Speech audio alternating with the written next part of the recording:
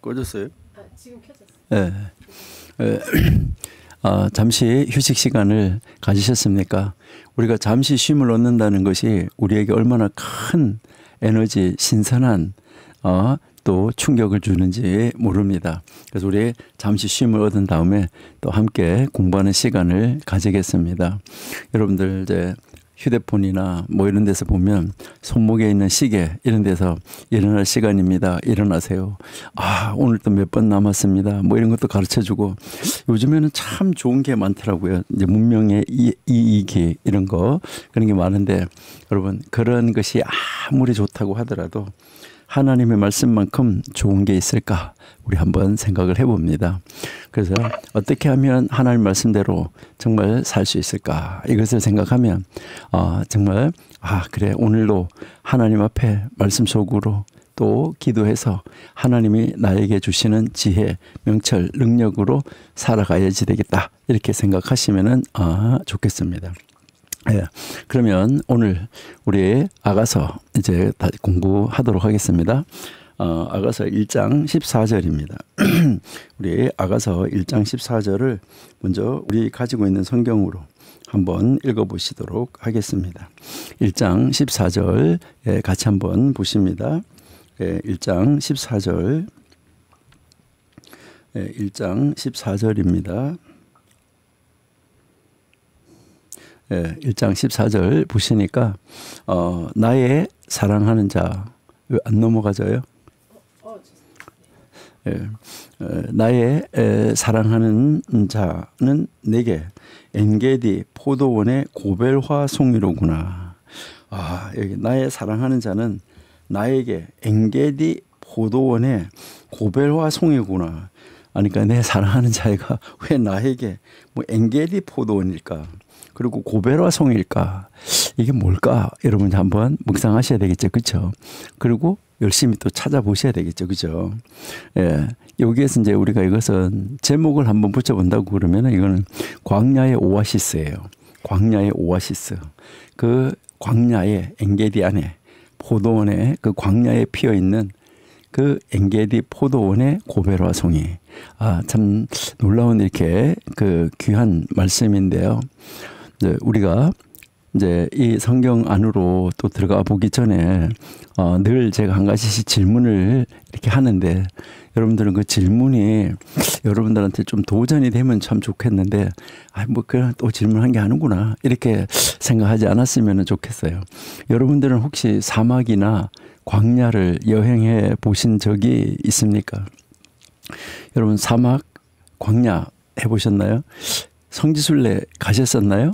성지순례 가셔가지고도 그 맨날 그 뭐 차 따라다니면서 가이드 따라다니면서 뭐 하는 거예요. 여기 갔다 오고 여기 갔다 오고 몇 분까지 오세요, 몇 분까지 오세요. 뭐 쫓아다니느라고 찍고 하고 오셨겠죠, 그렇죠?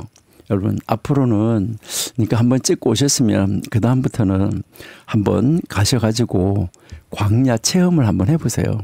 사막 체험을 한번 해보시면 좋을 것 같아요. 그러니까 사막 체험을 하는데 저는 이제 우리 목사님들 모시고 아주 자주 갔었습니다.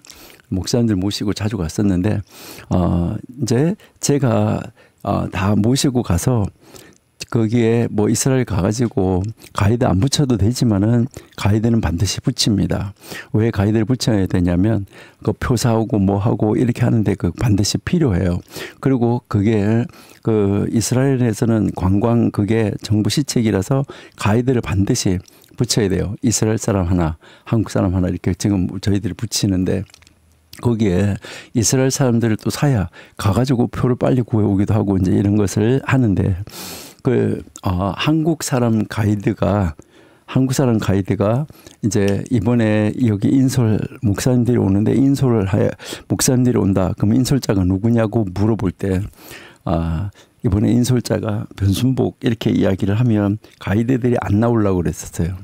가이드들이 이제 잘 안 따라 나오려고 그러는데 왜 그런지 아세요?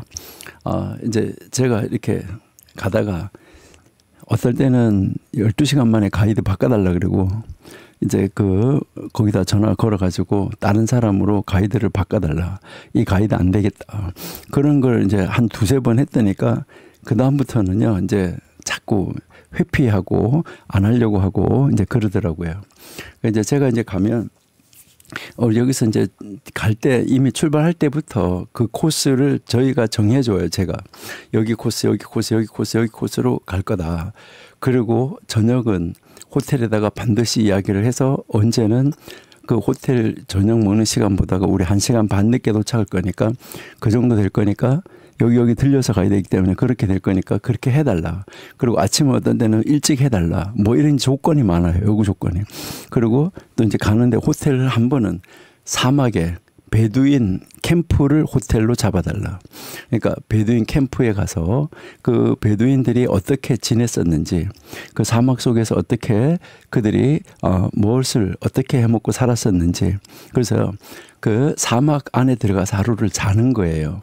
근데 그 사막 안에 하루 자기 전에 보통 오후 겨울 같으면 5시, 아니 3시 아니면 여름 같으면 4시나 뭐 4시 반 이렇게 됐을 때 사막에다가 내려놔요. 내려놓고 버스는 가요. 그리고 한 2시간 정도를 모래사막을 걸어가는 거예요. 모래사막을 걸어가면서 그 이스라엘 이제 백성들이 광야에서 나와가지고 어떻게 걸어갔었고 뭐 했었고 이제 이거를 쫙 체험을 하는 거예요. 그걸 가지고 이제 내리기 전에 버스를 보내기 전에 제가 이야기를 해요. 버스를 보내기 전에 이야기한데 뭐라고 이야기하냐면 지금 여기서 우리가 딱 들어가고 나서 10분 지나면 버스 절대로 못 돌아온다. 그러니까 자신 없는 사람은 그냥 버스 타고 가라. 정말 자신 있는 사람만 남아라. 2시간 걸을 건데 자신 있는 사람만 남아라. 그렇게 그 이야기를 하고 버스를 보냈어요. 버스를 보내고 나면요, 10분 딱 지나고 나면 뭐 하는지 아세요? 차 다시 오라 그러면 안 돼요. 차 다시 오라 그러면 안 돼요. 이런 사람이 절반이나 나와요. 여러분, 모래사장을 걸어간다는 게 절대 쉬운 게 아니에요. 그 모래사장 걸어가는데 여러분들이 눈이 많이 쌓였는데도 이렇게 약간 언덕 같은 데는 올라가다 보면 딱 밟으면 줄 밑으로 쭉 미끄러지잖아요. 모래는 더 해요. 모래에서 약간 이렇게 언덕으로 가려고 하다 보면 모래 밟으면 뒤로 미끄러지고 모래 밟으면 뒤로 미끄러지고 정말 그 약간의 언덕도 올라가는데 굉장히 힘들거든요. 근데 경치는 정말 좋은 데다 갖다 내려놔 주거든요. 그래서 그 경치에 팔려서 갈 수 있도록 하려고 하는데도 근데도 모래에 발이 밟히고 모래 위에서 걸어가는 게 힘들잖아요. 그러니까 막 힘들어하고 그렇게 하는데 그 2시간을 한번 걸어 보시면은 뭐 할 수 있냐면 이스라엘 백성들이 왜 불평을 했는지 알 수가 있어요. 야, 내가 여기 있다고 하면 나는 불평을 더 했겠다. 이스라엘 백성들이 진짜 불평한 이유를 알겠다. 이런 그런 이제 느낌이 들어요. 그리고 가서 거기에서 베두인들이 밥 먹는 것처럼 모래를 땅을 깊이 파고 거기다가 이제 뭐 고구마, 닭고기, 뭐 이런 감자 이런 걸 다 올려가지고 그거 해가지고 밥을 거기서 그들이 먹는 밥 이것을 한번 이제 먹어보고 그리고 그 모래사장 위에다가 그 우리나라 같은 원두막 같은 그런 거에다가 그 평상 같은 거에다가 매트리스만 올려놓은 그런 그 침대라고 거기서 한 번씩 자보고 그리고 밤중에 막 별이 쏟아지는데 그 나와가지고 조그만 원형 경기장처럼 아주 조그만데 그렇게 만들어 놓고 그 베두인들 불러다가 그 찬양하고 하나님 노래하고 이러는 거 그 별이 막 하늘에 쏟아지는 데서 앉아가지고 같이 체험하고 그런 걸 저녁에 하고 그래 하거든요. 그리고 이제 아침에 일어나서 세수하지 말아봐라. 세수 안 하면 이제 그 아침에 광야 사막을 걸어가도 얼굴이 안 탄다. 뭐 어쨌든 이러니까요. 아주 뭐 계속 입이 불통하게 이렇게 나와 있는 거예요. 이제 하룻밤. 여러분, 이스라엘 백성들이 40년 동안 거기서 그렇게 살았었는데, 그 단 하루 가지고 어떻게 이렇게 불평을 하냐. 그렇게 그 이야기하고 그런 적도 있었고요. 그리고 우리가 어디 가다가 이제 이렇게 참 좋은 데가 있습니다. 그렇게 가다가 이렇게 르비딤 올라가기 전에 그 롱해 쪽에 이렇게 가면 아주 우리나라 사람들이 진짜로 좋아하는 천연 한증막이 있어요. 가다가 이렇게 딱 그래서 홍해 바닷가로 살짝 들어가면 거기 가면 바닥에 이렇게 발을 가지고 모래사장을 그 이제 홍해가의 모래사장을 이렇게 발로 이렇게 삐비면은 그게 밑에 70도의 물이 흐르고 있어요. 온천물 70도 정도 뜨거운 게. 그래가지고 발로 이렇게 하면 막 뜨거워요. 막 그렇게 하는데 어떨 때 이제 여름에 같은 데나 이럴 때 가면 햇볕이 뭐 40도, 45도 정도 되는 그런 햇볕이 있을 때 근데 거기 딱 가면 약간의 언덕에 산이 있는데 사람이 겨우 기어 들어가야 될 정도고 안에 한 5명 정도 들어가면은 딱 앉아있기가 좋은 그런 굴 같은 게 있어요. 그래가지고 여기 한번 들렸다가 가겠냐 한번 체험을 한번 해봐라. 그러면 이제 처음에는 가가지고 아이 뭐 안 들어가요. 아예 안 들어갈래요. 뭐 어째요. 다른 이야기 하지 말고 딱 들어갔다 3분만 있다 나와야 된다. 이제 그렇게 그 이야기를 하고 5명씩 들어오는데 들어가면 안 나오려고 그래요. 한국 사람들 거기 아주 들어갔다가 나오면은요 피곤이 풀릴 정도로 진짜로 진짜 자연 한정막인데 좋아요. 바다 위에 이렇게 걷고 이러는 것도 좋고 들어가면 안 나오려고 그래요. 여러분 이 사막 여행 한번 꼭 해보셔야 돼요. 사막 체험, 광야 이 체험 이거를 딱 한번 정말 해보시면은 오아시스가 얼마나 소중하고 오아시스가 얼마나 중요한가 하는 것을 느끼고 깨달을 수가 있어요. 그러니까 앞으로 여행 갈 때 뭐 호텔에서 고급에서 이렇게 하려고 하면 그냥 한국에서 가든지 어디 다른 데 여행 가세요. 성지 순례라고 하고 가지 말고. 예. 그러니까 정말 그들이 어떻게 그 뭐 이집트에서부터 이제 그 가나안 땅 거기까지 가게 되는 그 과정을 쫙 따라서 한번 가보면 정말 감동이 있고 야 이렇구나 하고 그 발자취를 한번 따라가 볼 수가 있다는 것이죠. 그래서 여러분이 사막을 쫙 여행하다 보면 끝없이 펼쳐지는 모래 사막이잖아요. 여러분이 미국도 가면 이제 이 동부에서 서부로 넘어오면서 데스밸리라는 거 있잖아요. 죽음의 밸리. 그 사막이 쫙 펼쳐지는. 그러니까 그런 그 모래 그리고요 바위만 보이는 거죠. 뜨거운 햇빛이 내리쬐고 그러기 때문에 옛날에는 다 오후 4시 넘어서 서늘해질 때 길을 떠났어요. 왜? 낮에는 못 떠나기 때문에. 그래서 그 중동 지방에 뭐가 발달돼 있어요? 천문학이 발달돼 있어요. 그러니까 오후 4시 이후에 움직이기 때문에 별자리를 보고 움직여야 되기 때문에요. 그래 막 뜨거운 햇빛이 내리쬐고 목이 마르고 막 눈이 부시고 막 이런 거죠. 그리고 거기에서 얻은 뭐 생명, 풀, 이런 생명이라고는 찾아볼 수 없는 이런 메마른 땅. 그런 땅이 계속되고 있다는 것이죠. 그런데 갑자기 멀리서 무언가가 딱 보이는 거예요. 나무들이 보이고 초록색이 보이고 물소리가 들리는 거예요. 처음에는 저거 진짜일까? 신기루는 아닐까? 이렇게 신기루인가 싶었는데 가까이 가서 딱 보니까 정말 샘물이 있고요. 나무가 막 우거져 있고 꽃이 쫙 피어 있어요. 이거 정말 오아시스인 것이죠. 광야 한복판에 있는 생명의 터전.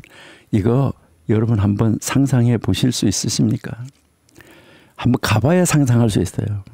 그 사막에 한번 가보셔야 상상할 수 있는데 유럽 여행 가지 마시고 여러분 한번 가보세요. 성지순례. 그래서 성지순례 가실 때 가이드한테 이제 잘 그 이야기 해가지고 가이드가 안내하는 데 말고 나 여기 가고 싶다, 여기 가고 싶다, 여기 가고 싶다 이렇게 해서 특별히 이스라엘 같은 데도 꼭 성지만 가지 마시고 우리나라 말로 말하면 국립공원 있잖아요. 이스라엘 국립공원도 있거든요. 그런데도 지나가는 도중에 있어요. 한 번씩 들어가서 이렇게 들어갔다 나오고 이렇게 하시면 너무너무 재밌게 갔다가 올 수 있다는 것이죠. 이제 이 사막을 며칠 동안 걷다가 오아시스를 발견했을 때의 그 기쁨. 이거는요 말로 감히 할 수가 없어요. 물을 마실 수 있다는 그 안도감. 그리고요 그늘에서 쉴 수 있다는 이 감사함. 그리고요 다시 살아났다는 이 소망, 희망. 이게 있는 거예요. 고대 이스라엘에서도 그런 곳이 있었다는 거죠. 여러분이 잘 아시는 것처럼 그 이스라엘 전체 나라가 강원도보다 크냐 작냐 뭐 그렇게 이야기하고 있어요. 그렇게 조그마한 나라예요. 그런데 여러분이 이스라엘 안에서만 동서남북으로 한번 다 다녀보세요. 절대 좁다고 느껴지지 않아요. 이스라엘 가면 전 세계에서 가장 낮은 해저 지구가 있어요. 그리고 또 아주 높은 헐몬산이 있어요. 그리고요 광야가 있어요. 비옥한 땅이 있어요. 그리고요 사막이 있어요. 전 세계 축소판이 없는 거 없어요. 다 있어요. 그걸 보면 참 놀라운 곳이다 하는데 거기 가서도 광야 체험 이런 것을 할 수 있다는 것이죠. 그러니까 이스라엘에도 그러한 곳이 다 있었다. 그 오아시스가 바로 어디냐? 바로 엔게디예요. 여기에 지금 엔게디 포도원의 고벨서, 그러니까 여기에 고벨화 송이다 이렇게 했는데 거기가 엔게디라고 해요. 여러분 이 엔게디는 사해 아시잖아요. 여러분 뭐 사람이 누워 있으면 이렇게 뜬다는데 여러분 가서 한번 떠 보셨나요? 뭐 저는 여러 번 갔어요. 여러분 뭐 아주 수없이 갔었는데 거기에 이렇게 가가지고 제가 말을 해주거든요.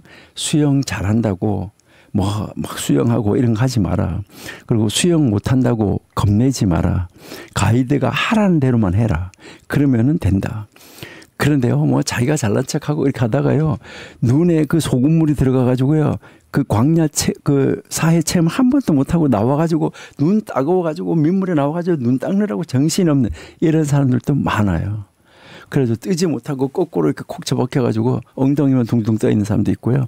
아주 정말 거기서 하라는 대로 딱 하면 앉아 있을 수도 있고 누워 있을 수도 있고 왜 교과서 책에 나오는 것처럼 누워가지고 신문 보는 것도 할 수도 있고 다 할 수가 있는데 정말 말을 잘 안 들어요. 그러니까 그 말 잘 들으면 돼요. 그러니까 거기 그 사해에서 서쪽에 있어요.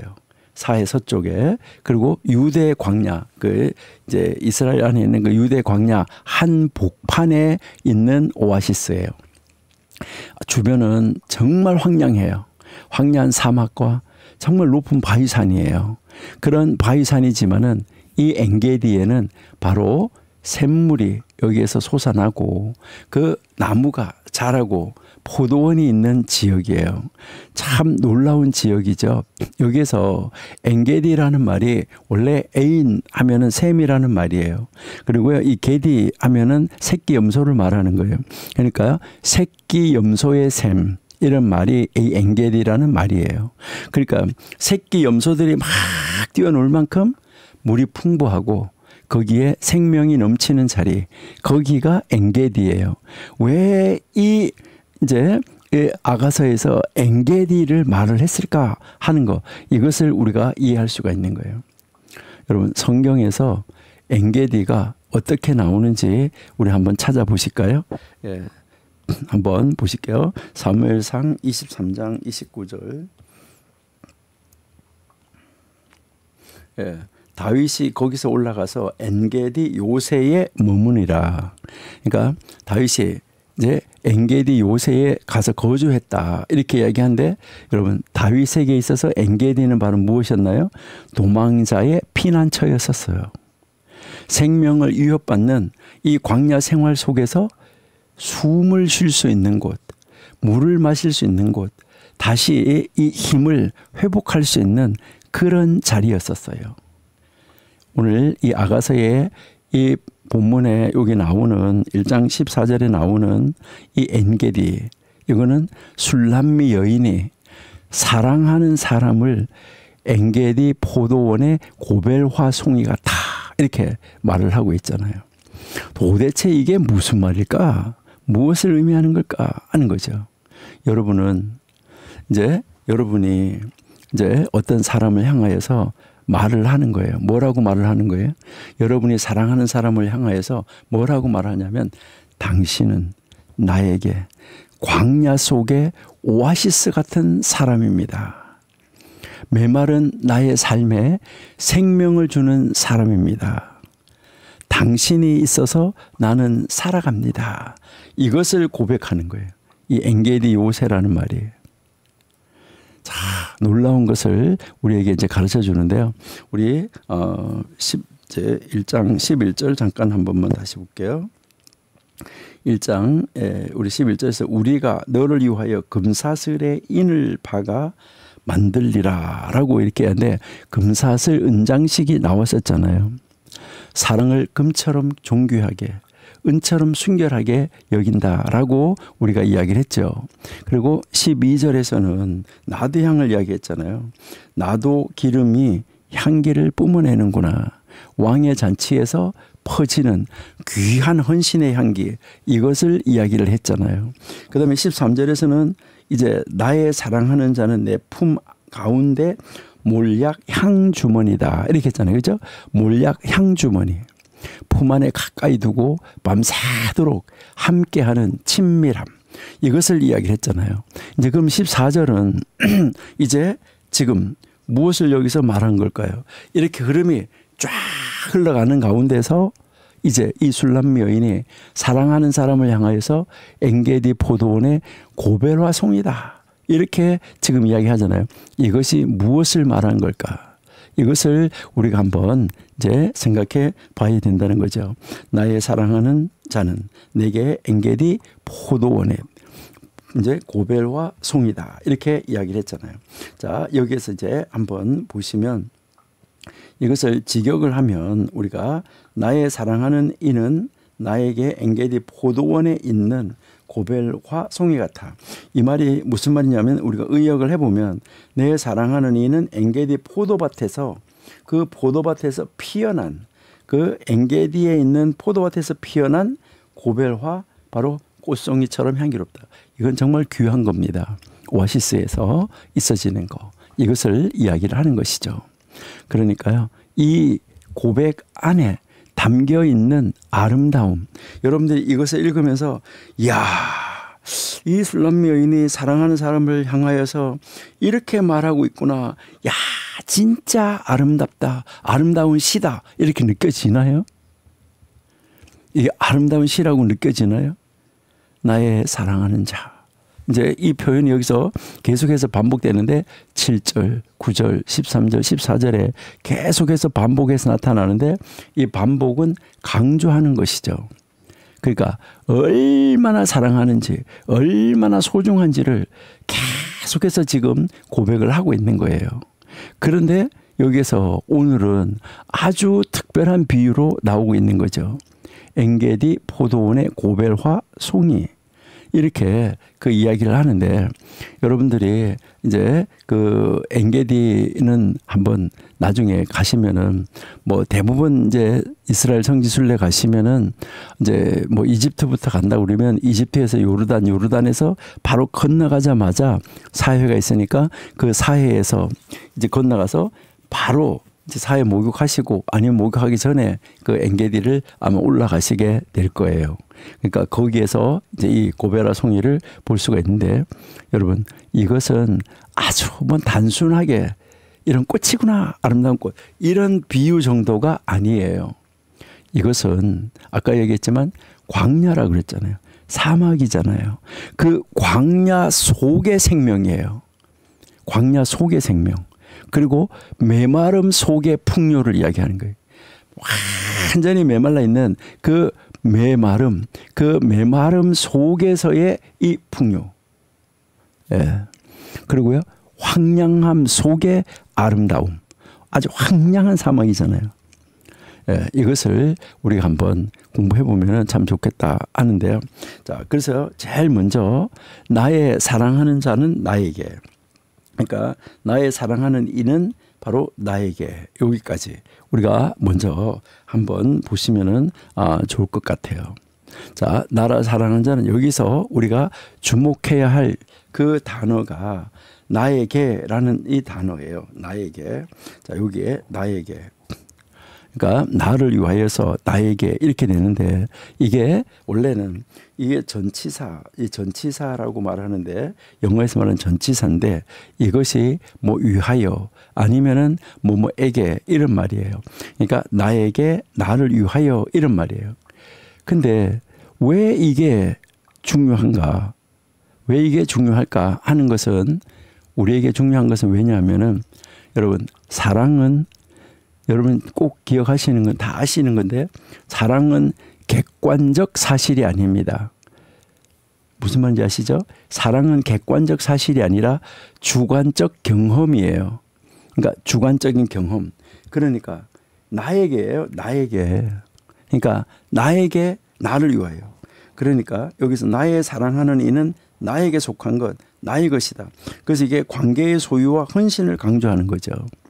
그래서 이 아가서 전반에서 반복되는 바로 이 서로의 이 소유를 말하는 언어다 이렇게 되는데, 여러분이 여기 생각할 때 반드시 기억하는 것은 뭐냐면 주관적이라고 말했어요. 다른 사람이 볼 때는 뭐예요? 평범한 사람이에요. 그러니까 아주 다른 사람 볼 때는 아주 평범해요. 그리고요, 다른 사람이 볼 때는 특별히 잘생기지도 특별히 부유하지도 특별히 유명하지도 않아요. 그런데 나에게는 뭐예요? 주관적으로 나에게는 세상에서 가장 특별한 사람이에요. 여러분, 결혼할 때 이제 우리 우리 청년들이 결혼할 때 아무리 옆에 좋은 사람이 있고 뭐 두 사람을 비교한다고 객관적으로 비교한다고 했을 때 이 사람이 월등하게 낫다고 하더라도 자기 눈에는 뭐예요? 이 사람이 최고야. 그래야 결혼할 수 있어요. 그래서 우리가 뭐라 그래? 콩깍지가 꼈다 그래. 그래 이제 그렇게 그 이야기하는데, 여러분 그 콩깍지가 껴야 결혼할 수 있어요. 안 그러면 결혼하기 힘들어요. 그러니까 나에게 세상에서 가장 특별한 사람, 이게 사랑이에요. 그런데요, 요즘에는 나에게 가장 특별한 사람이 아니라 조건을 보고 조건을 사랑하는 사람이 많아요. 그건 사랑 아닙니다. 예, 바로 이제 나에게 이게 그래서 특별한 거예요. 가장 특별한 사람, 이것이 사랑. 그래서 이 사랑이라는 것은 객관적 평가가 아니라 주관적 경험이다. 이게 아주 중요하다는 거죠. 그래서 성경에도 보면은 이런 표현이 이제 나오는 거죠. 그러니까 이런 표현 나오는데, 우리가 잘 아는 시편 23편 한번 보실게요. 시편 23편 1절에 보시면은 여호와는 나의 목자시니, 그리고요 나에게 뭐라고 그랬어요? 나에게 부족함이 없으리로다. 그러니까 나는 부족함이 없다. 이제 이 말인데, 여기에서 나오는 거를 한번 잘 보시는데, 여기에 이 원래는 나에게라는 말은 여기는 없어요. 원래 히브리어는. 자, 근데 여기서 뭐를 우리가 중요하게 여기게 되면, 여호와는 누구의 목자라고 해요? 우리의 목자 아니에요. 우리도 굉장히 중요한데, 우리 공동체라는 것이. 그러나 여기서 중요한 건 뭐예요? 나의 목자예요. 그러니까 나의 목자 여호와는 바로 나의 목자다. 그래서 나는 부족한 것이 없을 것이다, 이 말이에요. 그러니까 나는, 원래는 이 단어가 나는 부족하다 앞에 없다는 말이 아니다라는 말이 있는 거예요. 그러니까 나는 부족하다 그러는데 부족할 것이다인데 앞에 부정어, 영어로 말하면 do not이 있는 거예요. 그래서 나는 부족하지 않을 것이다. 왜 이렇게 썼을까요? 나는 만족한다. 여호와가 나의 목자니까 나는 만족한다. 이렇게 하면 썼으면 됐을 텐데, 나는 부족하지 않을 것이다. 이것은 부정에 부정을 써서 강조하고 있는 것이죠. 여러분, 나의 목자, 여호와가 나의 목자이기 때문에 나는 부족할 것이 없다. 여러분, 이거 뭐예요? 이거는 철저하게 개인적이고 주관적인 고백이에요. 그리고 여기서 목자라고 말했는데, 이 목자라는 말은 무슨 말이냐면 나를 먹이는 자라는 말이에요. 나를 먹이는 자. 그러니까 목자가 나를 먹이는 자이기 때문에, 목자가 내 옆에서 나를 먹여주는데 내가 부족한 것이 있어요? 없어요. 그래서 이 다윗에게 하나님은 어떤 분이냐는 거예요. 여러분, 다윗에게 하나님은 객관적 신학 교리가 아니라 다윗 자신을 먹이는 사람이다. 하나님이 다윗 자기 자신을 먹이는 사람이라고 이야기를 하고 있는 거예요. 또 한번 보실까요? 시편 27편 한번 보세요. 자, 시편 27편 1절에 보시니까, 여호와는 나의 빛이요 나의 구원이시니 내가 누구를 두려워하리요? 여호와는 나의 생명의 능력이시니 내가 누구를 무서워하리요? 여러분, 나의 빛, 나의 구원, 나의 생명의 능력, 이거 다 뭐예요? 여러분, 개인적이고 주관적인 표현이에요. 여러분들이 하나님을 부를 때 우리 하나님 좋아요. 우리 하나님 좋은데, 여러분, 우리 하나님 하지 마시고 뭐예요? 나의 하나님. 이게 정말 중요한 거예요. 시편 31편 3절 한번 보실게요. 자, 여기에 주는 나의 반석 산성. 그러므로 주의 이름을 생각하셔서 나를 인도하시고 지도하소서. 나의 반석, 나의 요새. 시편 62편도 마찬가지예요. 오직 그만이 나의 반석, 나의 구원, 나의 요새. 이렇게 이야기해요.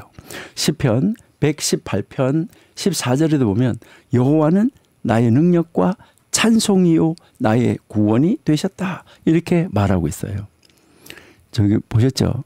자, 보시니까 성경의 고백들은 모두 뭐예요?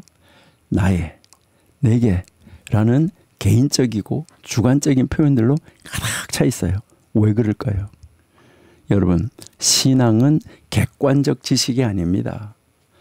내 개인적인 경험입니다. 내가 하나님 만나야 되는 거지 내가 하나님 못 만나면 아무 의미 없어요. 남의 하나님 필요 없어요. 많은 사람들이 하나님에 대해서 알고 있다, 안다 이렇게 이야기합니다. 뭐라고요? 하나님은 전능하시다. 하나님은 거룩하시다. 하나님은 사랑이시다. 이거 다 뭐예요? 예수님은 이 세상에 오셨다. 십자가에 달려서 돌아가셨다. 부활하셨다. 이거 다 뭐예요? 객관적 지식이에요. 맞는 말이에요. 100% 진리예요. 맞는 말인데 여러분 이것만으로는 부족해요. 이것만으로는 부족하다. 여러분 진정한 신앙은 하나님은 나의 하나님이어야 돼요. 하나님은 나의 구원자가 돼야 돼요. 하나님은 나의 피난처, 나에게 피난처가 돼야 돼요. 이 개인적인 고백이 있어서 하나님하고 나하고 인격 대 인격의 만남이 있어야지 돼요. 이거랑 똑같아요. 사랑도. 그러니까 사랑도 마찬가지라는 거예요. 사랑하는 사람에 대해서 객관적으로 설명할 수 있어요. 그 사람의 키는 얼마, 그 사람의 직업은 뭐, 그 사람의 성품, 그 사람의 특징 이런 거, 뭐 성실하다, 근면하다, 뭐 어떻다 이런 것은 다 뭐예요? 객관적 정보예요. 근데 진정한 사랑은 뭐예요? 그 사람은 나에게 어떤 존재냐는 거예요. 그 사람은 나에게 어떤 존재냐 하는 거예요. 그러니까요, 나에게 세상에서 가장 특별한 존재, 특별한 사람. 그래서 그 사람은 내게 기쁨을 주는 사람. 그 사람은 나에게 생명과 같은 사람이라는 이 주관적 고백이에요. 여러분, 결혼식 할 때 지난번 제가 한번 이야기했었는데 반지를 이렇게 이제 주고받는데 이 반지에 여기에 글씨가 어떤 글씨가 새겨져도 안 되는 거. 아무 불순물이라고는 하나도 없는 거. 흠집도 없는 거. 글씨 뭐 24K 이런 것도 없는 거. 그래서 이 반지를 주고받는데 이 사랑은 반지는 주고받는 이유는 이 사랑이 어디서 시작했는지 모르는데 영원하다는 거예요. 그래서 이 반지를 서로가 이렇게 신물 교환, 선물 교환이 아니고 앞으로 여러분들이 자녀들을 결혼시킬 때는 이렇게 할 때 아직 결혼 안 하신 분들은 결혼할 때 그렇게 하세요. 신물, 하나님이 주신 물증을 교환하는 거예요. 그래서 뭘 말하냐면 이 반지를 주면서 뭐라고 그러는 거예요? 반지를 딱 끼워주기 전에 그대 뭐 홍길순이는 하나님이 창조하신 수많은 사람들 가운데서 나 홍길동을 위하여서 유일하게 딱 하나 유일하게 창조한 여자라는 표시로 이 반지를 그대에게 드립니다. 그러니까 이 반지를 가진 사람은 유일한 여자예요. 나머지 여자들은 여자가 아니고 사람이에요. 하나님이 창조한 수많은 사람 가운데서 그래서 주고 남자한테 반지를 줄 때도 이것을 고백을 하고 다 그대의 신실한 신부 누구 이렇게 하고 그 반지를 딱 주는 거예요. 여러분 반지는 여러분들이 뭐 끼는 것도 참 괜찮다 이렇게 그래서 그런 반지가 딱 있으면 그 반지를 끼고 있는 사람만 뭐라는 거예요. 여러분 제가 반지 끼고 있는 것도 여러분 한번 보이시나요? 여러분 이 반지를 여러분한테 보여드릴 수가 없어서 이제 참 아쉬운데 여기 보면은 반지에 글씨가 써져 있어요. 예, 아까 글씨 새기지 말라 그랬는데 이 반지에 글씨가 써져 있는데 이거는 왜 글씨가 써져 있을까?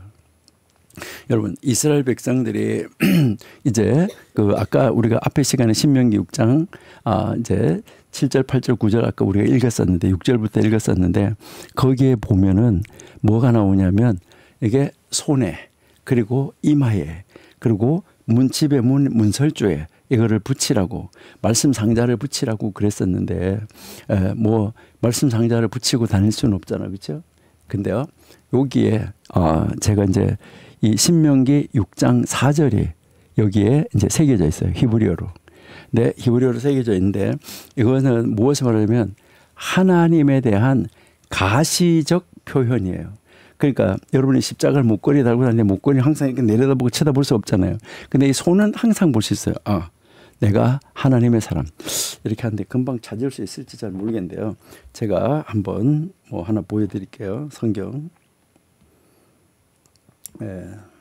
여러분들 이거는 뭐 한번 보셔도 괜찮겠다 이런 생각이 드는데요.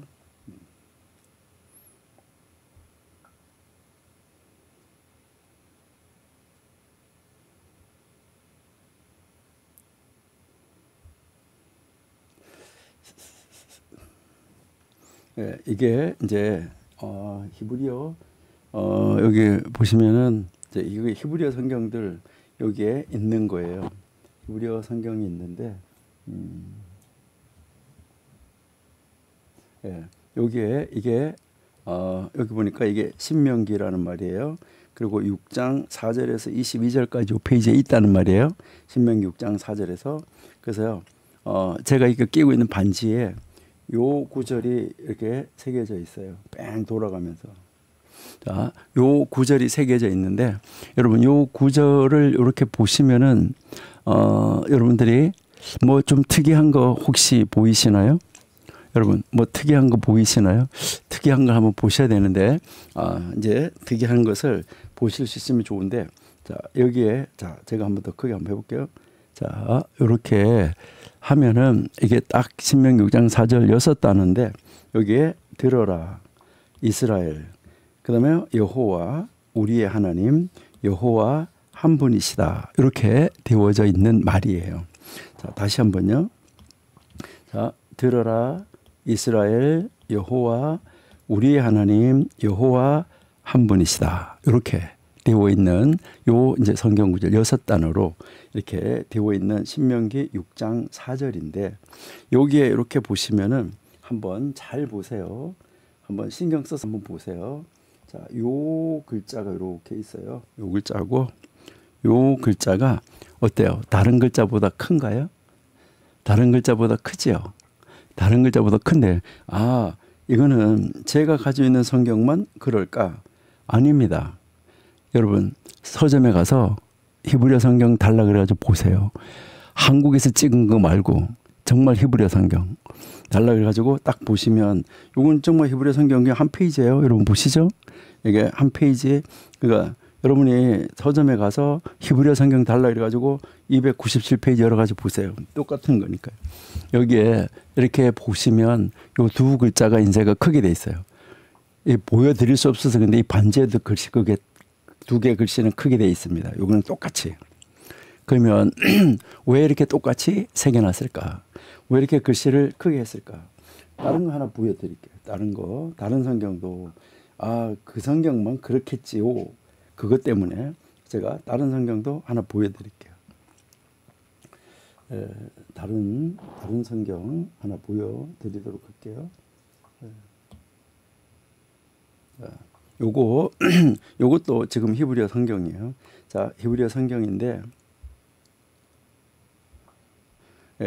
자, 요게 신명기라는 말이고, 요거는 신명기 5장, 6장, 7장이 요 페이지에 들어있다. 요 말이에요.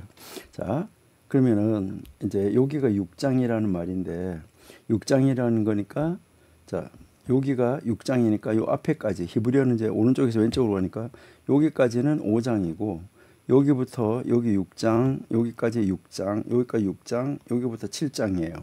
그러니까 5장, 6장, 7장이 들어 있는 거예요. 자, 5장, 6장, 7장이 들어 있는데 자, 6장 한번 볼게요. 6장. 자, 여기가 6장이라 그랬잖아요. 자, 여기 4절. 자, 6장 4절. 자, 6장 4절을 자, 잘 보세요. 자, 6장 4절인데 자, 여기 이렇게 보시니까 자, 6장 4절에 자, 요 글자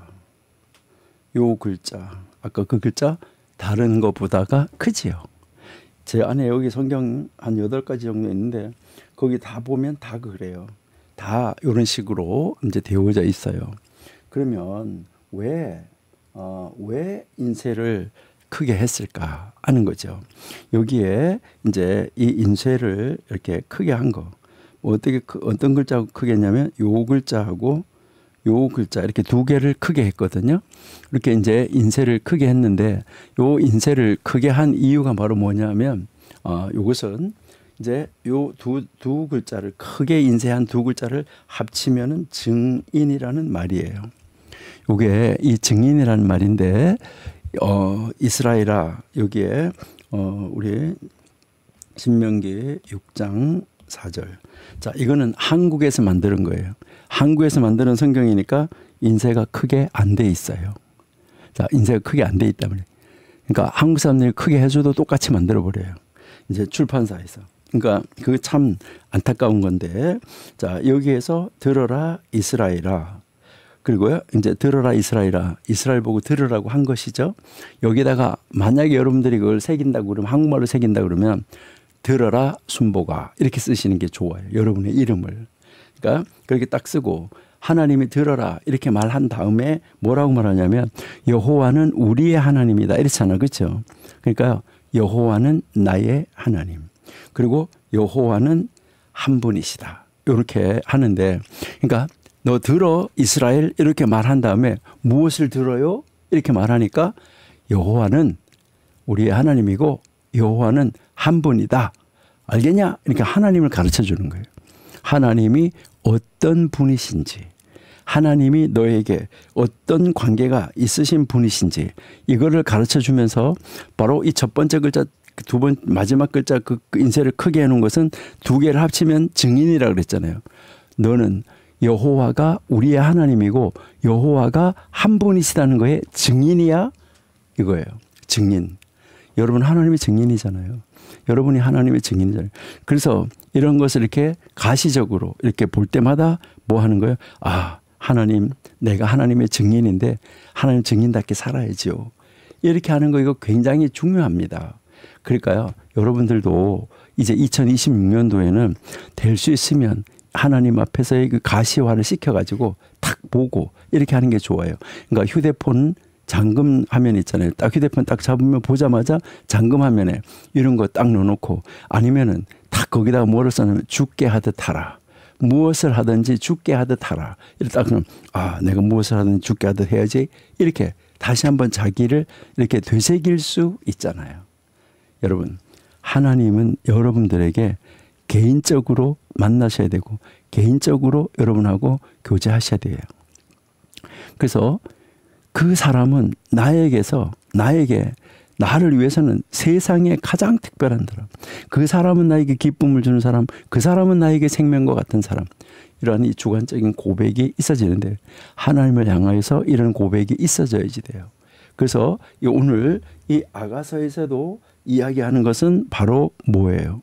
나의 사랑하는 자는 바로 여기에 나야 사랑하는 자는 나에게 이렇게 요게 이제 이어지는 거죠. 나야 사랑하는 자는 나에게 속한 것, 나를 위한 것 이렇게 이야기하고 있다는 것이죠. 여러분, 이것은 객관적 평가가 아니라 주관적 고백이에요. 다른 사람들이 뭐라고 해도 세상이 어떻게 그 사람을 평가하든 나에게는 지금 뭐라는 거예요? 엔게디 정말 그 사막에 엔게디 포도원의 고벨화 송이 같은 사람이다. 이것을 이야기를 하는 거예요. 여러분, 여기에서 응용을 해가지고 여러분 한번 생각이 되는 것은 여러분에게 하나님은 누구십니까? 하나님은 전능하신 분이시다. 하나님은 사랑이시다. 여러분, 이것은 객관적 지식이에요. 이거 말고 여러분은 여러분에게 하나님이 누구냐는 거예요. 아까 다윗이 했던 것처럼 하나님은 나에게 피난처다. 하나님은 나의 생명이시다. 하나님은 나의 기쁨이시다. 이러한 이 개인적 신앙, 주관적 고백이 있어야지 돼요. 그래서 하나님과 여러분들이 개인 대 개인의 인격적 만남이 있어야지 된다 이거예요. 여러분, 도마 여러분이 잘 아시잖아요. 도마가 제자들이 예수님이 살아났다 그러니까 내가 옆구리다 손을 넣어보고 뭐 하고 않고 하니까 내가 절대 뭐 할 수 없다. 이렇게 그 이야기했던 도마잖아요. 근데 예수님을 만나서 뭐라고 그랬을까요? 요한복음 한번 보실까요? 요한복음 우리 20장 28절 여기 한번 보시니까요. 도마가 대답하여 이르되 나의 주님이시요 나의 하나님이시니이다. 여러분, 나의 주님, 나의 하나님, 이게 진정한 신앙 고백이에요. 여러분, 신학 지식을 많이 아는 거 굉장히 중요해요. 그리고 성경을 많이 읽는 거 정말로 중요합니다. 그리고 조직신학에서 교리를 정확하게 아는 거 아주 중요해요. 그런데 여기에 무엇이 있어야 될까요? 여러분, 하나님은 나에게 이런 분이시다라는 개인적 고백이 없다고 하면, 객관적 지식만 있다고 하면 이것은 조금 문제가 아닐까요? 여러분, 오늘 한번 생각하셔야 돼요. 나에게 하나님은 누군가? 객관적인 설명 말고 나에게 어떤 분이신가? 이것을 말할 수 있어야 돼요. 여러분, 아가서를 통해서 우리 이거 배워야 돼요. 그래서 하나님하고 우리의 관계도 그렇고 부부 관계도 마찬가지예요. 이 부부 관계에도 내 배우자는 좋은 사람이다. 이거 뭐예요? 객관적 평가예요. 내 배우자는 나에게 생명과 같은 사람이다. 나에게 기쁨을 주는 사람이다. 내 배우자는 나에게는 없어서는 안 될 사람이다. 이것이 진짜 사랑의 고백이에요. 여러분, 여러분의 배우자가, 결혼하신 분들이 여러분의 배우자가 서로가 이런 사람이라고 그러면 서로에게 얼마나 기쁨이 될까요? 뭐 집이 없다고? 집이 작다고? 이게 문제가 되겠습니까? 여러분들은 여러분들의 배우자에게 이런 고백을 하십니까? 당신은 나에게 유일한 여자야. 유일한 남자야. 당신은 내게 특별한 사람이야. 당신은 나에게 엔게디 같은 사람이야. 여러분도 한번 아까 제가 얘기했던 것처럼 반지 이렇게 만들어가지고 결혼 기념일이나 어떤 특별한 날일 때 2개 커플링 해가지고 한번 이렇게 서로 주고받으면서 당신 나한테 유일한 남자야. 당신 나에게 유일한 여자야. 이렇게 한번 해보시면 어떨까요? 예. 부부관계도 그렇고요. 또 특별히 우리 교회 안에는 어떨까요? 교회도 마찬가지예요. 여러분, 신앙을 지식으로만 가르치면 안 돼요.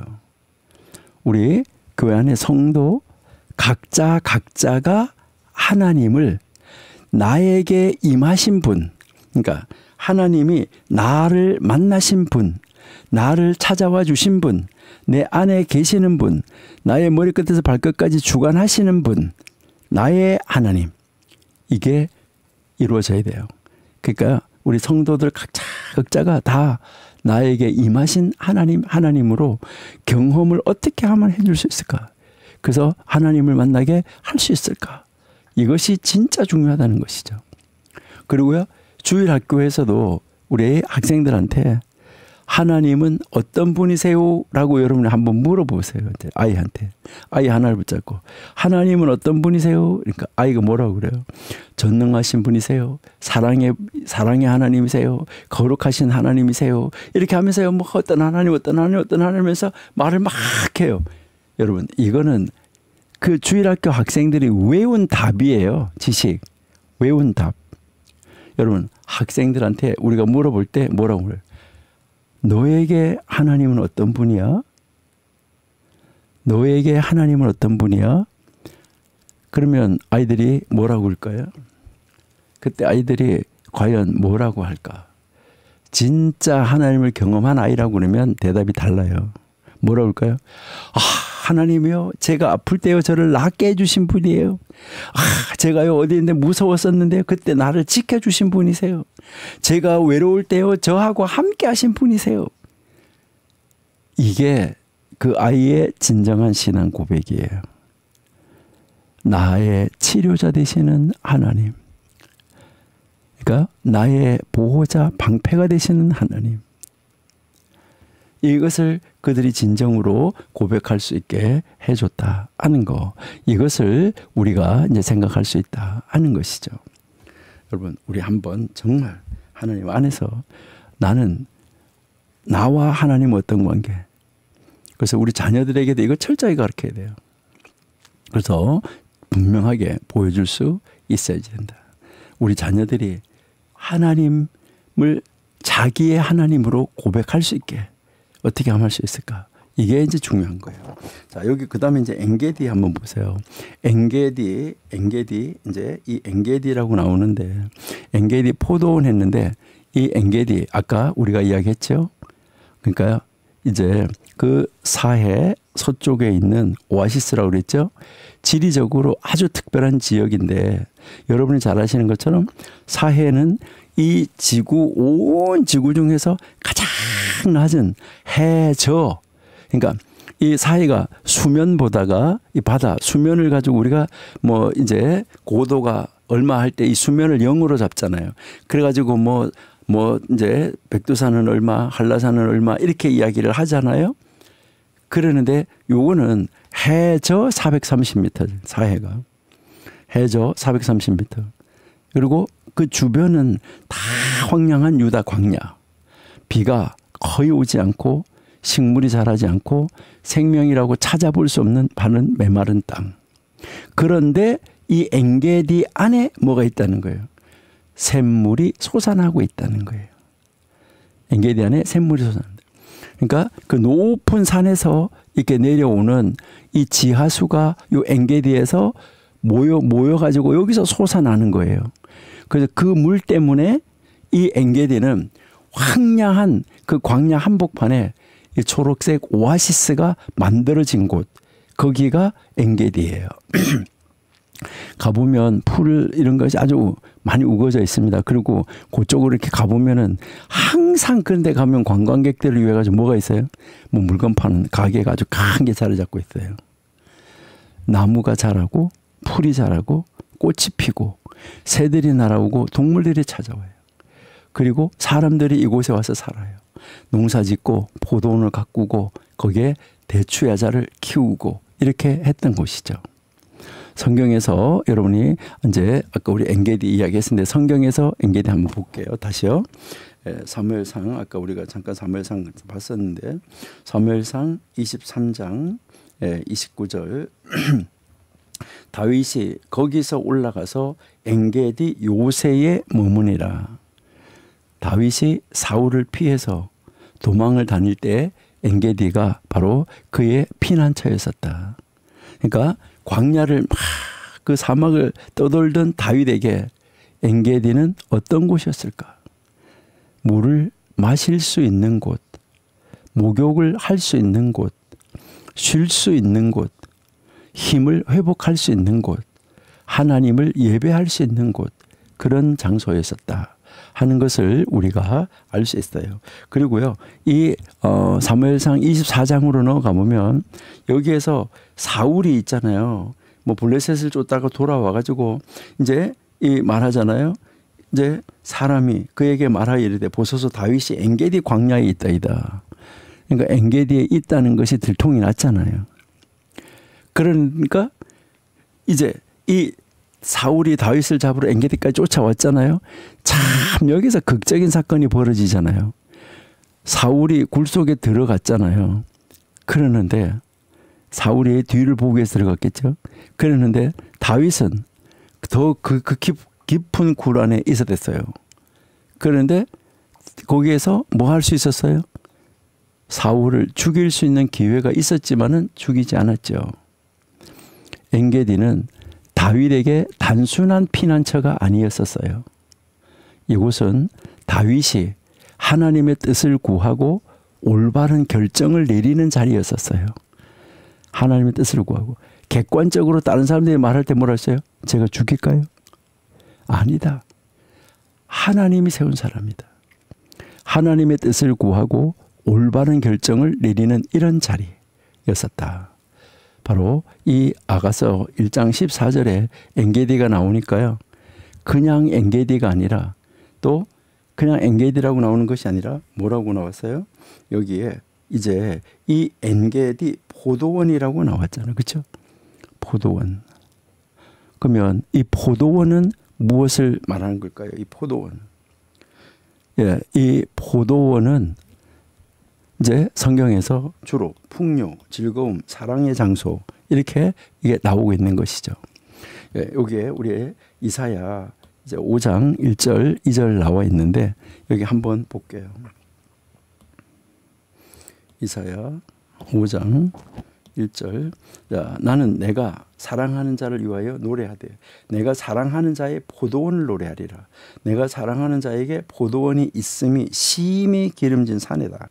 자, 땅을 파서 돌을 제하고 극상품 포도나무를 심었다. 그 중에 망대를 세웠고 또 그 안에 술틀을 팠도다. 좋은 포도 맺기를 바랐더니 들포도를 맺었다. 지금 이렇게 지금 이야기를 하고 있죠. 이게 계속해서 밑으로 내려가면서 이제 7절까지 읽어보시면은 하나님께서 이스라엘을 포도원으로 비유하신 거예요. 그래서 그렇게 좋은 포도원으로 비유를 했는데 들포도를 맺었다는 것이죠. 그러니까 포도원은 하나님께서 사랑으로 가꾸시는 자리, 이거를 성경에서 포도원으로 이야기를 해요. 그래서 하나님이 심혈을 기울여서 돌보는 자리, 이렇게 이야기를 하는 것입니다. 그리고요, 여러분들이 신약 성경에도 보면 이제 한번 볼까요? 요한복음 15장, 여러분 잘 아시는 것이죠. 예, 여기에 나는 참 포도나무요 내 아버지는 농부라. 내게 붙어 있어 열매를 맺지 아니하는 가지는 아버지께서 그것을 제거해 버리시고 무릇 열매를 맺는 가지는 더 열매를 맺게 하려 하여 그것을 깨끗하게 하시느니라.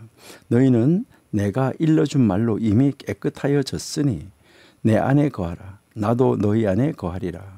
가지가 포도나무에 붙어 있지 아니하면 스스로 열매를 맺을 수 없음 같이 너희도 내 안에 있지 아니하면 그러하리라. 나는 포도나무요 너희는 가지라. 그가 내 안에 내가 그 안에 거하면 사람이 열매를 많이 맺나니 나를 떠나서는 너희가 아무것도 할 수 없다. 이렇게 이야기하는 것이죠. 포도원은 무엇이 자라는 곳이에요? 생명이 자라는 곳이에요. 그러니까요. 이 포도원에는 이제 생명이 자라는 곳이다. 그리고 뭐 하는 곳이죠? 열매를 맺는 곳. 그리고 기쁨이 넘치는 곳이었었어요. 그래서 고대 이스라엘에서 이 포도원은요, 무엇을 가르쳤냐? 이 고대 이스라엘에서 이 포도원은 풍요를 가르쳤다. 풍요. 바로 포도는 중요한 식량이었었어요. 생포도로 먹기도 하고 건포도를 만들기도 하고 포도주를 만들기도 했어요. 그리고 그다음에 이 포도원은 무엇을 말하면 즐거움이었었어요. 이 즐거움은 다른 말로는 뭐라고 하냐면 기쁨이었었어요. 포도 수확기에는 축제를 벌였어요.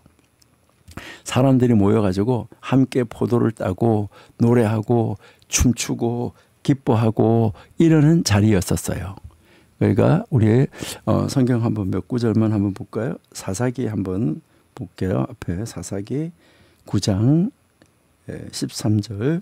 포도나무가 그들에게 이르되 하나님과 사람을 기쁘게 하는 내 포도주를 내가 어찌 버리고 가서 나무들 위에 우쭐대리오. 그러니까 왕이 되라고 그랬을 때 이 포도나무가 말하는 거죠. 그러니까 그들에게 하나님과 사람을 기쁘게 하는 거, 이렇게 이야기를 하죠. 그 다음에 시편 4편 7절. 주께서 내 마음에 두신 기쁨은 그들의 곡식과 새 포도주가 풍성할 때보다 더하니이다. 기쁨. 여기서도 이제 기쁨을 이야기를 하는 것이죠. 그 다음에 시편 104편 시편 104편 15절. 사람의 마음을 기쁘게 하는 포도주. 사람의 마음을 기쁘게 하는 것이죠. 그 다음에 전도서 9장 7절. 자, 여기서 너는 가서 기쁨으로 내 음식을 먹고 즐거운 마음으로 내 포도주를 마실지어다. 즐거움, 기쁨을 주는 것이죠. 이사야 16장 10절. 즐거움과 기쁨이 기름진 밭에서 떠났고 포도원에는 노래와 즐거운 소리가 없어지고 포도원에 원래 노래와 즐거움이 있어야지 된다. 이것을 이야기를 하는 거죠. 이건 뭐 수없이 사실은 나오는 말이에요. 그래서 이사야 24장 11절에도요. 포도주가 없으므로 거리에서 부르짖으며 모든 즐거움이 사라졌다. 땅의 기쁨이 없어졌다. 자, 포도원은 기쁨을 이야기하는 것이다. 즐거움 이야기하는 것이다. 그 다음에 포도원은 뭐예요? 이제 사랑을 노래하는 장르죠. 그리고 포도원은 이제 이게 뭐 하는 자리냐? 바로 이 포도원은 노동의 결실을 말하는 거예요. 포도원은 이제 이 노동의 결실, 노동의 열매, 이 결실이 있다는 것이죠. 포도원을 가꾸는 것은 쉽지 않아요. 땅을 갈고 씨를 뿌리고 물을 주고 가지를 치고 뭐 잡초를 뽑고 많은 수고가 있어야 되죠. 모든 게 다 농사가 다 마찬가지지만은 그런데 수확기가 되면 그 모든 수고가 뭐 하는 거예요? 보상을 받는다는 것이죠. 그렇기 때문에 여기에 엔게디 포도원은 무엇을 의미하느냐 하는 거죠. 자, 여기에서 우리가 이 엔게디 포도원 이야기를 하잖아요. 그렇죠? 자, 이 엔게디 포도원, 이 엔게디 포도원은 무엇을 가르치느냐? 메마른 광야 한복판이잖아요. 엔게디에는. 그러니까 사막 한복판이잖아요. 한가운데잖아요. 그 사막 한가운데, 광야 한가운데 생명과 풍요가 넘치는 자리라는 거예요. 이것은 무엇을 말하는 거죠? 죽음과 같은 환경 속에서 기쁨과 축복이 있는 거예요. 내가 지금 죽음과 같은 환경 속에 있는데 나에게 당신은 뭐라는 거예요? 기쁨과 축복이라는 거예요. 여러분, 여러분에게 하나님은 이런 분이십니까? 황량함 속에서 아름다움이 피어나는 자리예요. 내가 하나님 안에 오니까 여기가 엔게디 포도원이구나. 나의 삶의 황량함 속에 아름다움이 피어나는구나. 내가 지금 죽음 같은 환경 속에 있는데 기쁨과 축복이 있는 자리구나. 이렇게 되어지냐는 거죠. 그러니까 오늘 이 술람미 여인이 사랑하는 사람을 바로 엔게디 포도원의 고벨화송이라고 하는 거, 이것은 당신은 나에게 엔게디 같은 사람입니다. 이걸 이야기하는 거죠. 좀 전에 우리가 얘기했죠. 내 삶이 광야처럼 메마를 때, 내 삶이 광야처럼 메마를 때 당신은 오아시스 같은 사람입니다. 당신이 있어서 나는 살아갑니다. 당신이 있어서 내 삶에는 기쁨이 있습니다. 당신이 있어서 내 삶은 풍요롭습니다. 여러분, 여러분의 삶은 어떻습니까? 여러분의 삶이 광야 같을 때가 있지 않습니까? 우리가요, 뭐가 없어서 아니라 풍부하더라도 광야 같아요. 나 혼자 외톨이를 떨어져 있고 사막 가운데 있어요. 우리의 이 삶이 광야 같을 때가 있다는 것이죠. 직장에서 힘들 때, 사업이 어려울 때, 또 어떤 분들은 건강이 나빠질 때, 또 어떤 데는 좋은 사람과의 관계가 틀어지고 깨어질 때, 외로울 때 우리의 삶은 뭐 하는 거죠? 나 혼자 외톨이가 되어 있는 것처럼 종종 광야처럼 느껴진다는 것이죠. 그럴 때 누가 여러분의 엔게디입니까? 누가 여러분들의 엔게디가 되냐는 거예요. 여러분, 하나님이 우리의 엔게디다. 이것을 우리에게 가르쳐 주는 것이죠. 우리 이사야 63장 1절 한번 볼게요. 예. 이사야 아니고요. 시편.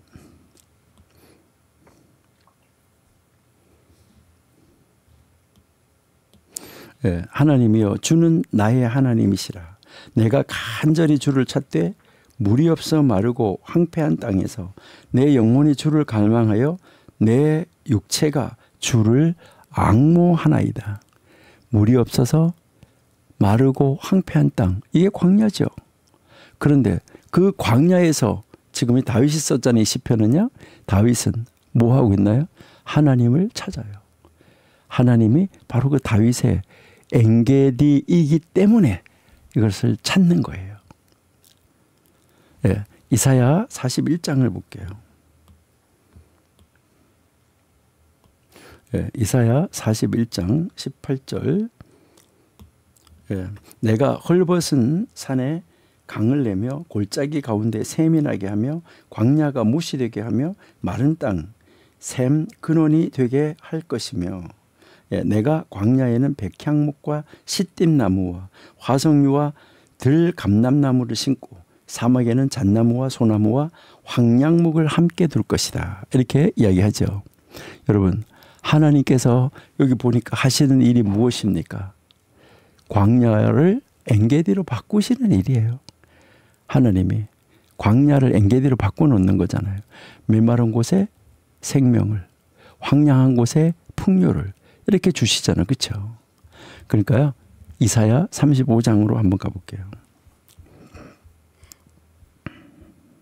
예, 이사야 35장에 광야와 메마른 땅이 기뻐하며 사막이 백합화같이 피어 즐거워하며 무성하게 피어 기쁜 노래로 즐거워하며 레바논의 영광과 갈멜과 샤론의 아름다움을 얻을 것이라. 그것들이 여호와의 영광 곧 우리 하나님의 아름다움을 보리로다. 하나님께서는 우리의 광야 같은 삶을 엔게디로 바꾸어 주시는 분이세요. 여러분들의 삶에서, 정말 우리의 삶에서 가장 힘들 때 누가 우리의 엔게디가 되었나? 이것을 여러분이 한번 생각하셔야 돼요. 그래서 그 첫 번째가 누구예요? 하나님이에요. 그럼 두 번째가 누굴까요? 두 번째는 부부 관계에서 부부입니다. 그래서 하나님은 언제나 우리의 남편 되신다고 말하고 예수님 우리의 신랑 되신다고 하셨어요.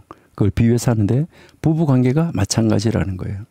여러분, 결혼 생활이 항상 달콤한 것만은 아니잖아요. 그래요. 여러분들의 결혼 생활은 아주 처음에서 끝까지 항상 달콤한 생활만 되기를 기대합니다. 근데 어때 보면 대부분 항상 달콤한 것만 있는 것은 아니에요. 그렇죠? 때로는 광야 같다는 것이죠. 경제적 광야, 건강적 광야, 자녀 문제의 광야, 관계 갈등의 광야, 힘든 일, 이런 광야 있어요. 그럴 때 우리 여러분들의 배우자는 어떤 존재인가? 어려운 일이 있다고 뭐 이게 우리나라 말로 뭐 고무신 거꾸로 신고 다시 도망간다, 이거 아니라는 것이죠. 그럴 때 배우자는 어떤 존재여야 하는가? 그럴 때 배우자는 어떤 존재여야 하는가? 객관적으로 당신이 나에게 유일한 사람이에요라고 고백했고 결혼식 때 했다고 그러면은 엔게디 같은 존재가 돼야 돼요. 부부가 서로에게. 광야 같은 삶 속에서 남편이 아내의 피난처가 되어주고, 아내가 남편의 피난처가 되어주고, 아내가 남편의 위로자가, 남편이 아내의 위로자가 되어주고, 힘이 되어주고, 생명수가 되어주는 이런 존재가 되어야지 된다. 이것을 가르치는 것이 여러분들이 뭐 주례할 때 이럴 때 많이 쓰는 말이 있잖아요. 에베소서, 그렇죠? 그 에베소서 중에서도 5장 28절 29절 우리 한번 볼게요. 예. 이와 같이 남편들도 자기 아내 사랑하기를 자기 자신과 같이 할지니 자기 아내를 사랑하는 자는 자기를 사랑하는 것이라. 누구든지 자기 육체를 미워하지 아니하고 오직 양육하여 보호하기를 그리스도께서 교회에게 함과 같이 하느니라고 지금 말하죠. 양육하여 보호하기를, 이것이 바로 엔게디잖아요. 생명을 주고 양육하고 키워내고, 이게 엔게디 역할인데 배우자가 이걸 해줘야 되는 거예요. 메마른 곳에 생명을 주고 위험한 곳에서 보호하는 거잖아요. 부부가 그런 부부가 돼야 돼요. 그러면 교회는 어떻게 될까요? 여러분, 우리 교회가 이 광야 같은 세상에, 이 죄악으로 가득 찬 세상에, 생명이 없는 어둠의 이 세상에 우리 교회가 바로 뭐가 돼야 되는 거예요? 우리 교회가 광야의 사막의 엔게디가 돼야 된다. 이것을 우리에게 가르치는 거예요. 교회가, 우리 교회가. 세상은 광야, 각박하고 경쟁적이고 냉정해요. 여기에 사람들은 뭐 하는 거죠? 다 지쳐 있고 목말라 하고 외로워하는 거예요. 바로 교회는 그런 세상 속에서 엔게디 같은 곳이 되어야 된다는 거예요. 교회가. 지친 사람들이 들어와서 쉴 수 있는 곳, 목마른 사람들이 와서 생명수를 마실 수 있는 곳, 외로운 사람들이 와서 사랑을 경험할 수 있는 곳, 이런 이 교회가 엔게디가 돼야지 된다 하는 거, 이것을 우리에게 가르쳐 주는 것이죠.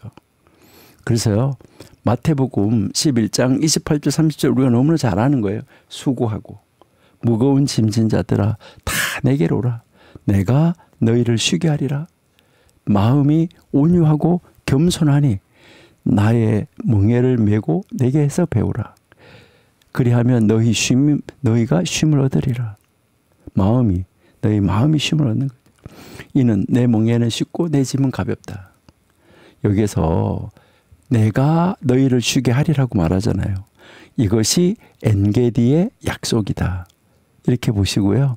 우리 하나님, 우리 가정, 우리 교회, 우리가 엔게디가 정말 되도록 하나님이 나의 엔게디인 것처럼 우리가 부부가 서로가 엔게디가 되고 이웃의 엔게디가 되고 우리 교회가 이런 엔게디가 모여가지고 우리 교회가 이 지상에 아주 각박한 사막 속에 있는 엔게디 돼야지 되겠다. 이거 정말 우리에게 요구하는 것이죠. 교회. 우리가 그런 교회로 되면은 참 좋겠다. 이런 생각이 됩니다. 그 다음에 여기에서 이제 고벨화 꽃송이라고 이야기를 하잖아요. 그렇죠? 고벨화 꽃송이다. 그러면 이제 이 고벨화 꽃송이라고 이야기를 하는데 여기에 이 고벨화 꽃송이는 그러면 무엇을 이야기를 하는 걸까 하는 거죠.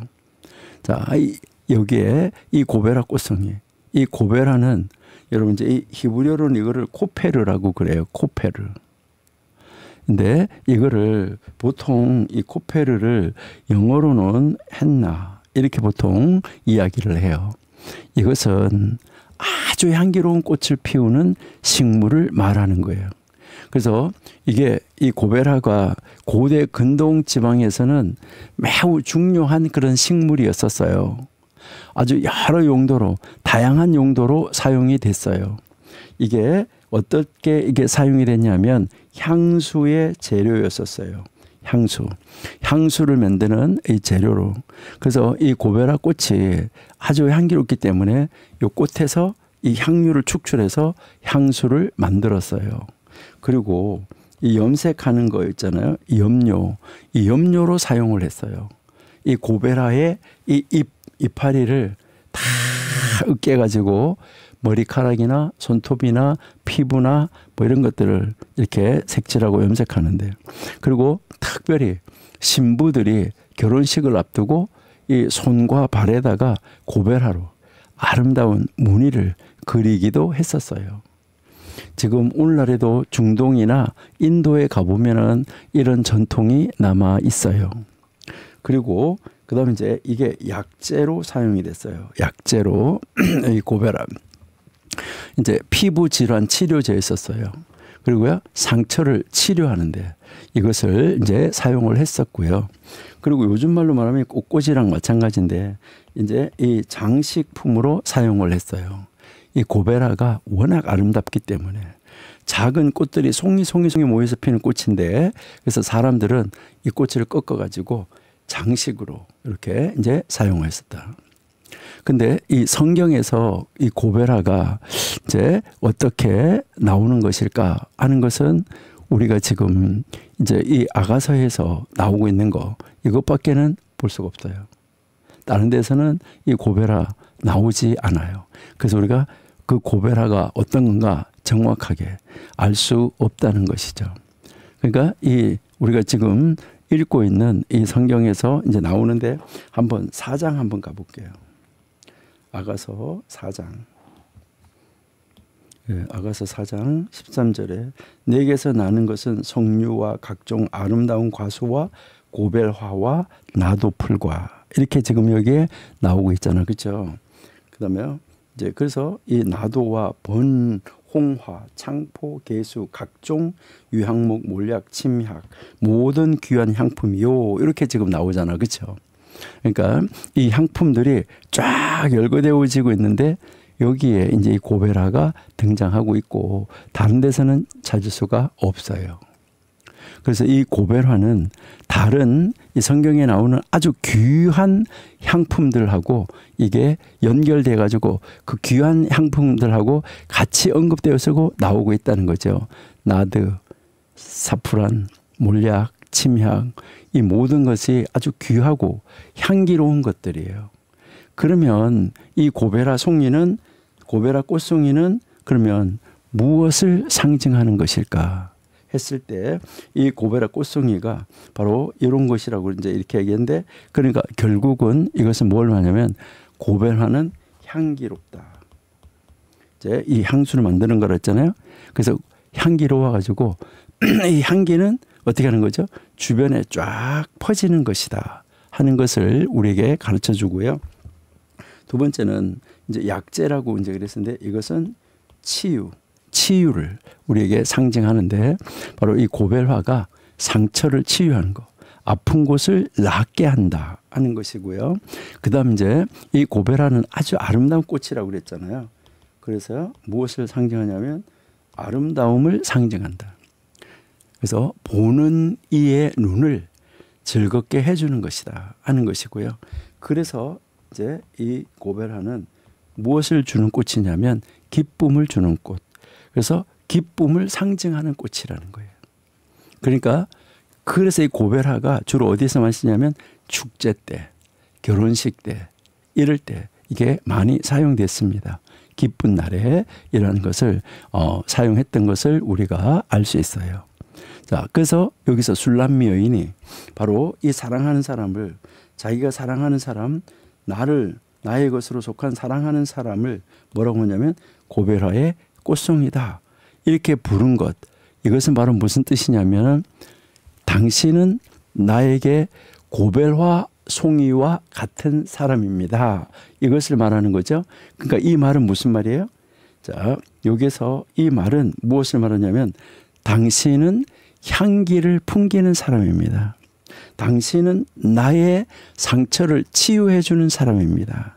당신은 나에게 아름다운 사람입니다. 당신은 나에게 기쁨을 주는 사람입니다. 이것을 이야기를 하는 거예요. 이거 우리가 아가서 공부하면서 여러 번 읽었었는데 그래도 또 반복해서 우리 읽어보면 좋겠어요. 고린도 후서 2장 15절. 네. 자, 우리는 구원 받은 자들에게나 구원 못 받은 망하는 자들에게나 다 뭐예요? 하나님 앞에서 그리스도의 향기다 하는 것이죠. 여러분, 우리가 다른 사람에게 뭐가 돼야 될까요?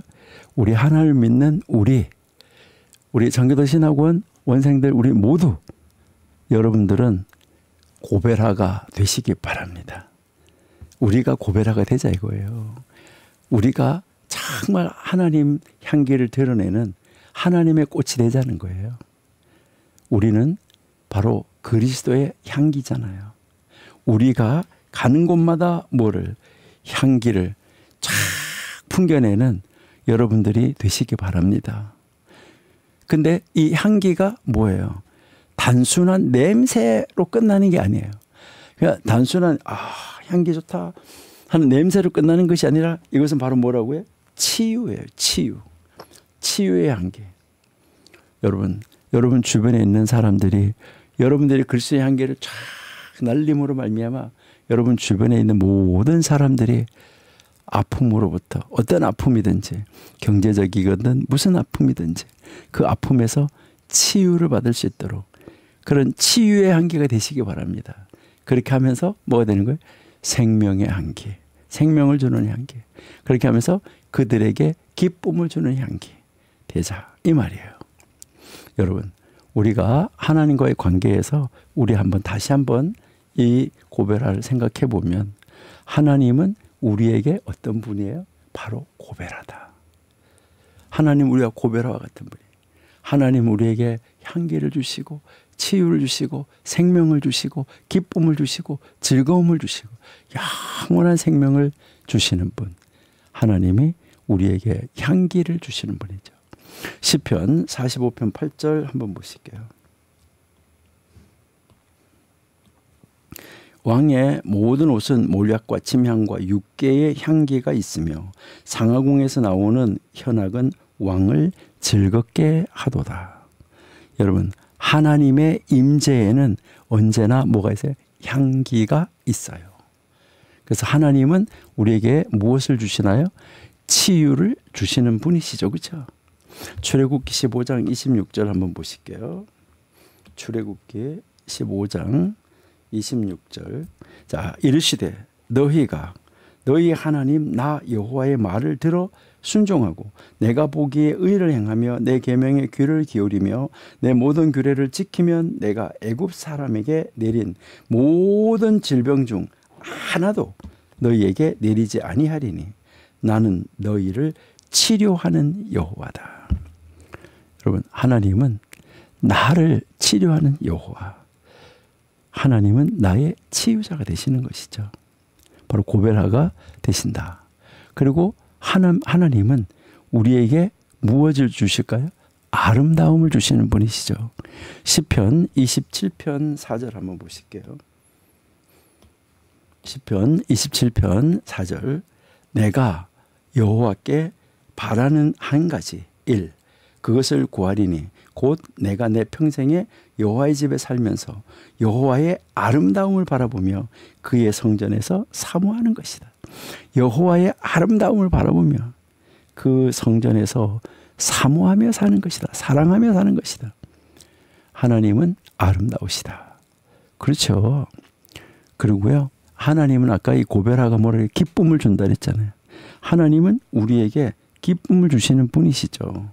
자, 시편 16편 11절. 주께서 생명의 길을 내게 보이시리니 주의 앞에는 충만한 기쁨이 있고 주의 오른쪽에는 영원한 즐거움이 있다. 기쁨과 즐거움, 이것이 있다 하는 것을 우리에게 가르쳐 주는 것이죠. 여러분, 하나님이 이런 존재이고 하나님이 나에게 짝지어준 우리 가정에서의 배우자는 어떤 분이에요? 배우자가, 부부관계에서도 배우자가 서로에게 이 고벨하와 같은 존재가 되어야 한다. 이걸 가르쳐 주는 거죠. 그래서 향기를 풍기고 좋은 말, 부드러운 목소리, 따뜻한 미소, 그리고요, 치유, 기쁨, 즐거움, 이거를 주는 사람. 그렇죠? 그러니까요, 배우자가 상처받고 있을 때 위로하고, 아플 때 돌보아주고, 힘들 때 격려해주고, 그렇죠? 그리고요, 아름다움을 다는데요, 서로 외모를 가꾸어주고 집을 아름답게 꾸미고 이 관계를 아름답게 만드는 것이죠. 그렇게 하면서 부부가 뭐 하는 거예요? 함께 웃고 함께 즐기고 함께 기뻐하는 것이죠. 잠언 5장 18절 19절 한번 볼게요. 내 셈으로 복되게 하라. 네가 젊어서 취한 아내를 즐거워하라. 그는 사랑스러운 안사슴 같고 아름다운 암노루 같으니 너는 그의 품을 항상 족하게 여기며 그의 사랑을 항상 연모하라. 여러분, 즐거워하라. 바로 이게 뭐예요? 고벨하의 기쁨이잖아. 그렇죠? 여러분, 여기에 향기, 기쁨, 아름다움, 기쁨, 치유, 이것을 이야기를 하는 것이죠. 앞에서 얘기했지만 우리 교회도 어떻다고요? 교회도 마찬가지죠. 바로 성도들은 교회 안에, 우리 교회가 아까 세상의 사막과 같은 세상에 뭐가 된다고요? 엔게디, 고벨하 돼야 된다 그랬는데 바로 우리 교회 안에 있는 성도들은 어째야 되냐? 서로가, 우리 교회 안에 있는 성도가 서로 고벨하 같은 존재가 돼야 돼요. 근데 왜 교회 안에 맨날 싸움이 있어요? 그러면 안 되잖아요. 이 성도들이 교회 안에서 서로에게 고벨하와 같은 존재, 내 옆에 있는 사람에게 향기를 풍겨주는 거죠. 교회에 나오면 좋은 향기가 나야 되죠. 사랑의 향기, 은혜의 향기, 기쁨의 향기, 치유의 향기, 이게 나야 되잖아요. 그렇죠? 그래서 상처받은 영혼들이 교회에 와서 또 치유받고, 거기에 아름다움을 더하게 되고 예배가 아름다워야 되고 찬양이 아름다워야 되고 교제가 아름다워야 되는 거죠. 그래서 기쁨을 줘야 되는 것이죠. 그래서 이 교회 공동체가 기쁨의 공동체가 돼야지 된다. 이것을 우리에게 가르쳐 주는 것이죠. 여러분, 여러분들의 사랑은 어떤 향기를 지금 풍기고 있습니까? 하나님의 사랑을 받아서 그 사랑의 향기를 어떻게 풍기고 있습니까? 좋은 향기입니까? 여러분, 정말 여러분의 삶에서 고벨화, 꽃송이, 이 꽃송이가 풍겨내는, 그것도 영원히 목마르지 않는 오아시스 같은 엔게디의 포도원 안에 있는 바로 그 고벨화, 고벨나무 그 꽃송이 같은 그런 우리 한번 되어보시면 어떨까요? 여러분, 이제 우리가 정말 여기서 가르치는 고벨 꽃송이, 사랑하는 이 나의 것, 엔게디 포도원 들에서 이게 나의 사랑하는 자는 나에게 엔게디 포도원 고벨화송이다. 이게 바로 뭐예요? 자, 이게 무엇이냐? 첫 번째는 바로 뭐예요? 사랑은 인격적이고 주관적인 경험이다. 이거 꼭 기억하셔야 돼요. 자, 이제 우리가 꼭 기억하셔야 되는데, 자, 이제 우리가 사랑한다. 이렇게 이야기를 하는데, 바로 이 사랑은 인격적이어야 돼요. 그리고 주관적 경험이에요. 주관적 경험. 예, 그래서 내게 사랑은 객관적 평가가 아니라 주관적이죠. 다른 사람이 뭐라고 하든 나에게는 특별한 존재. 그리고 또 이제 이 사랑은 광야 속의 오아시스 같은 존재. 광야 속의 오아시스. 예, 그러니까 엔게디 포도원, 사랑은 메마른 삶에 생명을 주고, 그렇죠? 황량한 삶에 풍요를 주고 힘든 삶에 기쁨을 주는 것이죠. 예.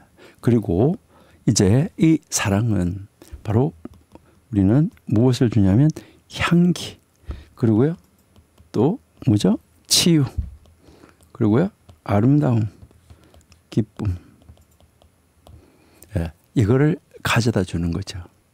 그러니까 이 고벨화, 이 꽃송이는, 사랑은 향기를 날리고 상처를 낫게 해주고 삶을 풍요롭고 아름답게 매끄럽게 만들어준다. 이것을 이야기를 하는 것이죠. 여러분, 이 세 가지가 있을 때 완전한 사랑입니다.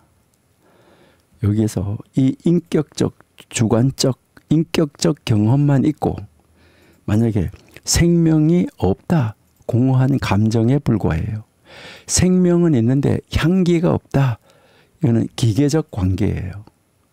향기만 있고 인격적 경험이 없다, 표면적 친절에 불과해요. 사랑 아니에요. 그러나 이 세 가지가 다 어우러질 때 진정한 사랑이다. 이것을 이야기하는 것입니다. 하나님께서 우리를 사랑하시는 그 사랑의 방식, 여러분들이 한번 연구해 보시기를 바랍니다. 하나님이 나를 사랑하는 방식은 어떤 방식인가? 이 아가서 1장 14절을 읽으시면서 여러분이 한번 생각해 보시면 좋겠습니다.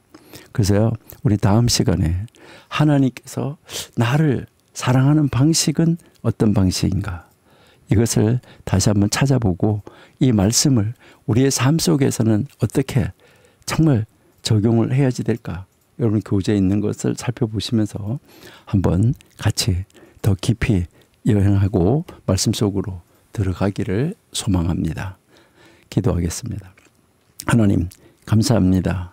하나님 안에서 우리를 향하신 뜻을 찾고 발견하는 것이 얼마나 기쁘고 즐거운 일인지요.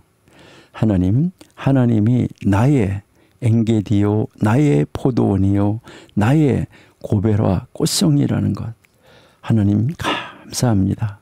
내가 그 엔게디가 되고 내가 포도원이 되고 내가 고벨화 꽃송이가 돼서 내 주변에 있는 사람들에게 기쁨, 즐거움, 치유, 또 향기를 나타내는 우리가 되어져서 많은 사람들이 그 향기를 맡고 와서 치유함을 얻고 기쁨과 즐거움, 감사를 얻을 수 있는 그러한 엔게디 샘이 되게 하시고 포도원이 되게 하시고 고벨과 송이가 되게 하여 주옵소서. 예수님의 이름으로 감사하며 기도드립니다. 아멘.